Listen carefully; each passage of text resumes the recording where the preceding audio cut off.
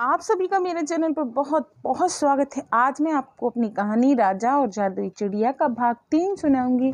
कहानी शुरू करने से पहले मेरी आपसे प्रार्थना है, प्लीज़ मेरे चैनल को लाइक शेयर एंड सब्सक्राइब करें। अच्छा लगे तो कमेंट भी करें। चलिए शुरू करते हैं आज की कहानी राजा और जादुई चिड़िया भाग 3। वह छोटी चिड़िया हमेशा उसी खिड़की से रोज राजकुमारी आम्रपाली को देखा करती थी। वह राजकुमारी का ख्याल रखती थी। जैसे जैसे वक्त गुजरता गया, चिड़िया और राजकुमारी में दोस्ती बढ़ती गई। चिड़िया राजकुमारी को रोज एक राजकुमार की कहानी सुनाया करती थी। बचपन से सुनते आई उस कहानी के राजकुमार से राजकुमारी मन ही मन प्रेम करने लगी। वह रोज उस कहानी को सुने बिना नहीं रह पाती। राजकुमारी छोटी चिड़िया को अपनी सबसे अच्छी दोस्त मानती थी। अपनी हर भावनाएं चिड़िया को बताती थी, परंतु राजकुमार से प्रेम वाली बात वह चाहकर भी नहीं बता पाई। राजकुमार आम्रपाली दिन ब दिन राजकुमार के बारे में कुछ ज्यादा ही सोचने लगी। वह अब तो ख्वाबों में भी उस अनजान राजकुमार को देखने लगी थी। अब राजकुमारी उस राजकुमार की विरह अग्नि में जल रही थी। ख्यालों में भी राजकुमारी उस अनजान राजकुमार की छवि देखती थी। मन इतना विरक्त था कि प्राणों की भी सुध बुध ना रही। वह मानो बिन पानी की मीन हो गई हो। राजा राजकुमारी की इस दशा से अत्यंत दुखी हो गया था। उसने महल में शांति होम करवाए, बड़े बड़े ज्योतिषों को बुलवाया, परंतु कोई भी राजकुमारी की इस दशा के कारण का पता न लगा पाया। राजा की चिंता अत्यधिक बढ़ गई थी। राजा मन ही मन सोचता था कि मेरे साथ ही ऐसा क्यों होता है। ईश्वर ने औलाद दी, परंतु मेरी राजकुमारी आम्रपाली की खुशियों को ग्रहण लगा दिया। हे ईश्वर, क्या तेरा यही न्याय है? छोटी चिड़िया राजा को इस दशा में देखकर बहुत दुखी हो जाती। छोटी चिड़िया को तो राजकुमारी आम्रपाली की इस मनोदशा का पता था, क्योंकि वही तो राजकुमार को राजकुमारी के सपने में आने के लिए मजबूर करती थी।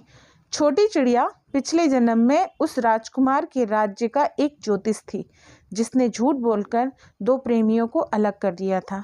अलग होने वाले प्रेमियों में राजकुमार वहां के राजा सावंत सिंह का पुत्र था और राजकुमारी आम्रपाली राजा के सेनापति की पुत्री थी।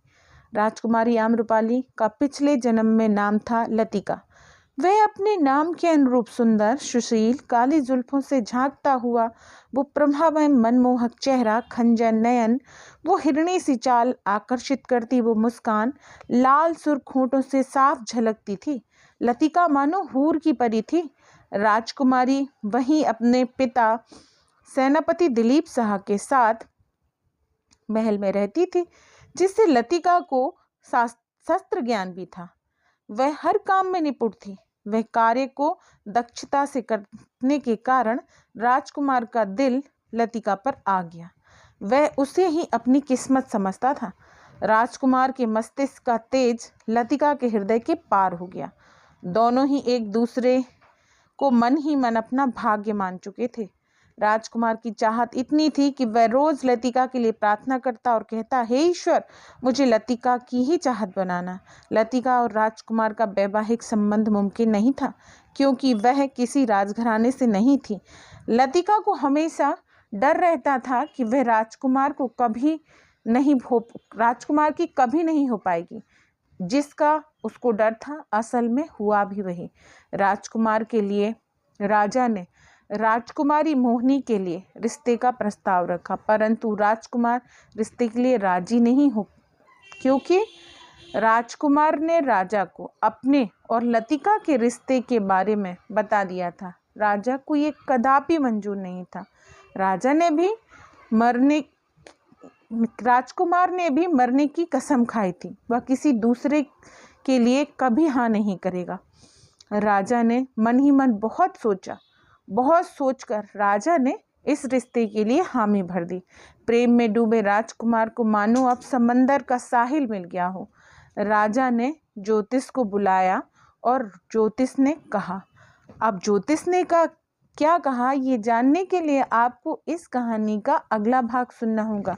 तो मिलते हैं हम अपनी कहानी के अगले भाग में। तब तक के लिए राधे राधे।